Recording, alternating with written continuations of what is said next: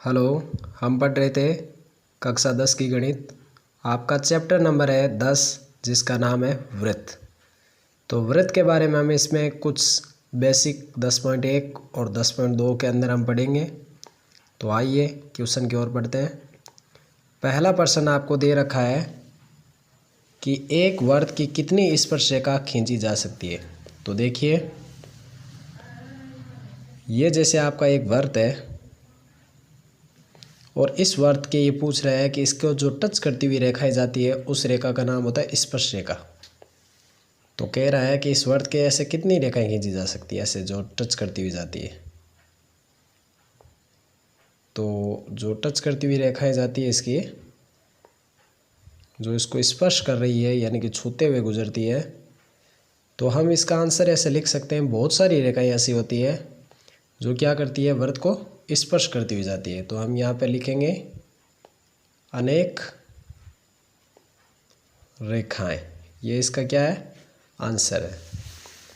Next आपका second सवाल है, वृत्त की स्पर्श रेखा उस बिंदु पर प्रतिच्छेदित करती है, यानी कि कितने बिंदु पर प्रतिच्छेदित करती है। तो वृत्त की स्पर्श रेखाएं जो जाती हुई जाएगी तो वो उसे कितने भागों में या कितने जगह पर टच करती है। तो एक बिंदु पर वो क्या करेगी, उसको प्रतिच्छेदित करेगी। तो आप लिख सकते हैं एक। नेक्स्ट सवाल आपका है, वृत्त की दो बिंदुओं पर प्रतिच्छेदित करने वाली रेखा को, जो वृत्त की दो बिंदु है वो कहीं पर टच करती हुई प्रतिच्छेदित करने वाली रेखा को हम क्या कहते हैं। तो आप लिख सकते हो यहाँ पे उसका नाम होता है जीवा। यानी कि वृत्त की दो बिंदु है जो कहीं ना कहीं उसे प्रतिच्छेदित करती है, तो उसे हम जीवा बोल सकते हैं। फिर कह रहा है, एक वृत्त की कितनी समांतर स्पर्श रेखा हो सकती है।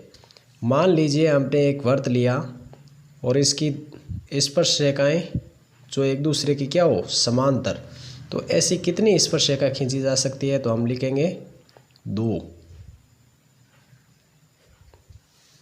नेक्स्ट आपका प्रश्न है, वृत्त की स्पर्श रेखा जो कि उभयनिष्ठ बिंदु को, जो वृत्त का स्पर्श रेखा का जो बिंदु होता है उस उभयनिष्ठ बिंदु को हम क्या कहते हैं, उसे हम कहते हैं स्पर्श रेखा या स्पर्श बिंदु भी बोलते हैं हम इसे, या स्पर्श बिंदु कहते हैं। तो इसके साथ ये आपके रिक्त स्थान वाले सवाल कंप्लीट हुए। क्वेश्चन नंबर हम पढ़ रहे हैं आपका 4। तो देखिए क्वेश्चन नंबर 4 आपका क्या कह रहा है। 4 कह रहा है कि एक आपको डायग्राम दे रखा है। ये कह रहा है, आकृति में 5 सेमी त्रिज्या वाला एक वृत्त है। यह है वृत्त और इसकी ये बिंदु जो होता है केंद्र बिंदु O, यहाँ से इस वृत्त को क्या करता है, टच करता है स्पर्श बिंदु पर। तो इसको हम बोलते हैं वृत्त की त्रिज्या। ये वृत्त की जो त्रिज्या है वो है 5 सेंटीमीटर। त्रिज्या वाले वृत्त को जो स्पर्श करने वाला बिंदु है, ये इसको टच करते हुए जा रहा है वृत्त को, इसका नाम है PQ, जो कि O केंद्र से जाने वाली स्पर्श रेखा बिंदु Q पर इस प्रकार से मिलती है कि OQ आपका कितना है, 12। तो आपको PQ का मान बताना। अब देखिए, सबसे पहले आप इसमें लिख सकते हैं कि त्रिभुज जो आपका है कौन सा है, त्रिभुज में आप लिख सकते हो OPQ में। ये आपका आंसर हो गया। तो OPQ में आप क्या लिखेंगे, देखिए जो ये OP है तो ये आपका स्पर्श हो गया, ये इसका कर्ण हो गया, यानी कि ये इसका आधार माना जा सकता है, ये कर्ण, और ये इसका लंब यानी कि ऊंचाई जिसे हम बोलते हैं। तो यहाँ पे यदि हम मैं बात करूँ स्पर्श बिंदु से, यहाँ से ये क्या बनाता है, 90 डिग्री का कोण बनाता है।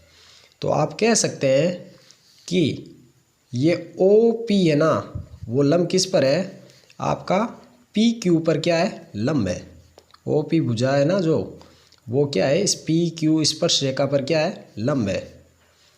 तो आप निकालोगे पाइथागोरियन से, आप लिखोगे पाइथागोरियन, जिसका नाम पाइथागोरस भी होता है। तो पाइथागोरस से हम क्या निकालेंगे, आपको निकालना है PQ और ये आपका है क्या, कर्ण, और ये आपका है 5 क्या है, PO यानी कि OP। तो देखिए आपको जो चीज़ निकालनी है तो आप लिखेंगे PQ का स्क्वायर बराबर क्या होता है, जो आपको क्या निकालना है, आधार। तो आप करेंगे OQ के स्क्वायर में से क्या घटा दो, आप OP का स्क्वायर घटा दीजिए, यानी कि 12 का स्क्वायर में से आप 5 का स्क्वायर आप घटा दीजिए। तो 12 का स्क्वायर होता है, 12 इंटू 12 होता है 144, और 5 इंटू 5 होते हैं आपके 25। तो आपको जब 144 में से आप 25 घटाएंगे तो कितने हो जाएंगे आपके 14 में से 5 गए आपका 9, और यहाँ हो गए आपके 13 में से 2 गए 11, यानी कि 119 आपका आ गया PQ स्क्वायर। हमें PQ का मान निकालना है तो आपका हो जाएगा √119 सेमी स्क्वायर। तो ये हम यदि मान निकालेंगे तो आपका 119 सेमी स्क्वायर आ जाएगा। इसी के साथ आपका अंतिम सवाल है, ये कह रहा है एक वृत्त खींचना है, उसकी 2 ऐसी रेखाएं हैं। तो आप यहाँ पे लिखेंगे, सबसे पहले ये कह रहा है वृत्त खींचना है, ये आपने बना दिया वृत्त। वृत्त की 2 ऐसी समांतर रेखाएं खींचनी है जो कि एक छेदक होना चाहिए। छेदक का अर्थ होती है जो इसे छेदती हुई, यानी कि उसको बीच में से काटती हुई जाती है, ये छेदक रेखा बोल सकते हैं हम इसको, ठीक है। अब ये कह रहा है कि इसको स्पर्श करने वाली रेखा भी बतानी है जो इसको टच करती हुई जाती है, ये से आप बोल सकते हो इसको टच करने वाली रेखा।